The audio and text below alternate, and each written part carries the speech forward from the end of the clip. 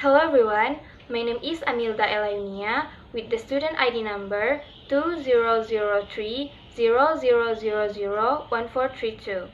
I will explain the material Introduction to English Phonology by April McMahon about the phoneme, the same but different. The phonemes, the same but different.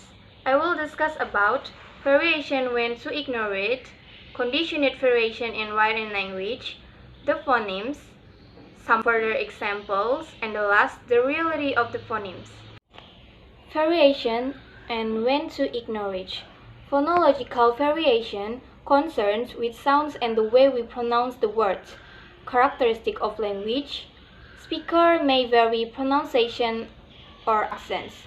Free variation is an alternative pronunciation of a word that does not affect the word's meaning.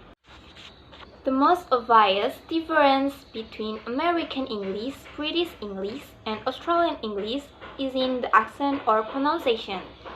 Noticeable in vowel sounds, the latter can be also very tricky. American English, clear R sounds. British and Australian English, loose for the R sound. Conditionate variation in written language. We are more used to thinking explicitly about written language than about our speech. One way to approach this problem of abstraction is through our conscious knowledge of the rules of writing. In modern English, it is uppercase letter appearing in the proper name, I, and the first word in each sentence, and lowercase letter elsewhere, giving a definite pattern. Exactly how capital and lowercase letters are written by an individual is irrelevant as long as they are recognizable and consistently distinct from other letters.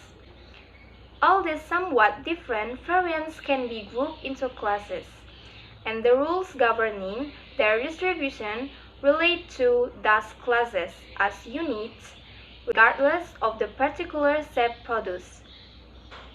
What is phoneme?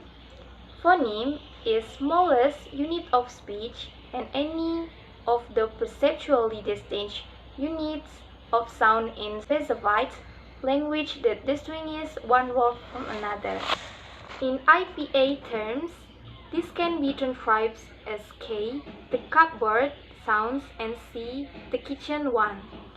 However, in English, K and C do not signal different meanings as K and T do in cold versus tall.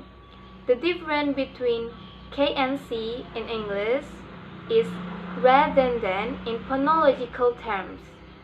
This means the difference arises automatically in different contexts, but does not convey any new information.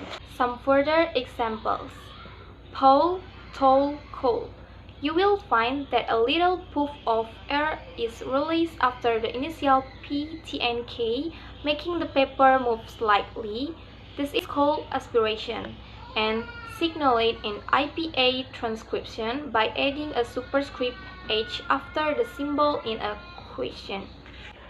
L in each case is pronounced with the tip of your tongue up behind your top front teeth, while the second additionally has the tongue rise farther back. This time, the distribution of the allophones does not depend on the flatness or backness of the adjacent vowel. Since L has a back vowel, while built has a front one, but both have the frontal first and the backer second. And the last, the reality of the phonemes. The phoneme system of a speaker native language, and specifically the difference between pair of sounds with contrast and pair which do not, strongly conditioned her perception. The early 20th century American linguist Sapir concludes that what the native speaker hears is not phonetic elements but phonemes. Native phoneme systems tend to get in the way when trying to learn other language. Sometimes worse, to learn sounds which are phonemically constructive in the language we are learning. But allophones, of a single phoneme is native system. For instance, there is no contrast between aspirate th and naspirate t in English.